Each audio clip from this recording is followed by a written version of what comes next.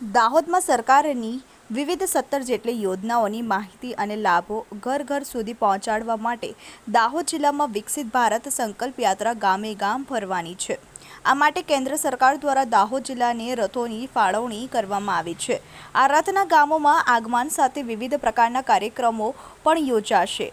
વિકસિત ભારત સંકલ્પ યાત્રાના સુચારુ સંચાલન માટે મળેલી બેઠકમાં કલેક્ટર શ્રી યોગેશ નિરગુંડેએ જણાવ્યું કે આ યાત્રા દરમિયાન સરકારની વિવિધ યોજનાઓની માહિતી અને લાભો પાત્રતા ધરાવતા નાગરિકોને આપવાના છે।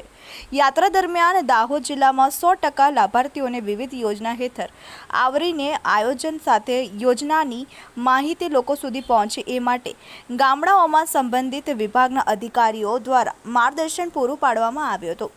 વિકસિત ભારત સંકલ્પ યાત્રા દરમિયાન આયુષ્માન ભારત યોજના, પ્રધાનમંત્રી ગરીબ અન્ન કલ્યાણ યોજના, દીનદયાળ અંત્યોદય યોજના, પ્રધાનમંત્રી આવાસ યોજના, ઉજ્જવલા યોજના, પ્રધાનમંત્રી વિશ્વકર્મા યોજના, કિસાન સન્માન યોજના, કિસાન ક્રેડિટ કાર્ડ, પોષણ અભિયાન, જલ જીવન મિશન, સ્વામિત્વ યોજના, જન ધન યોજના, જીવન જ્યોતિ વીમા યોજના, સુરક્ષા વીમા યોજના, અટલ પેન્શન યોજના, પ્રાકૃતિક કૃષિ અને રાસાયણિક ખાતરોનો વપરાશ ઓછો કરવા સહિતની 17 યોજનાઓને આવરી લેવામાં આવી છે।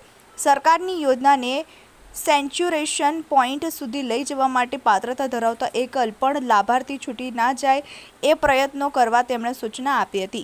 ગામે ગામ આ યાત્રાનું સ્વાગત, લાભાર્થીઓની સાફલ્ય ગાથા સહિતના કાર્યક્રમનું આયોજન કરવામાં આવશે।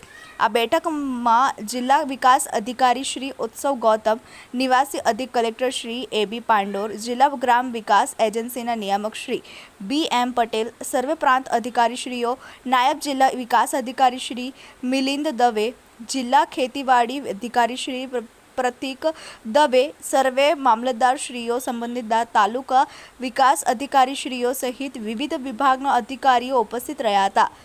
જેની શેખ, TV 18 ન્યૂઝ, દાહોદ।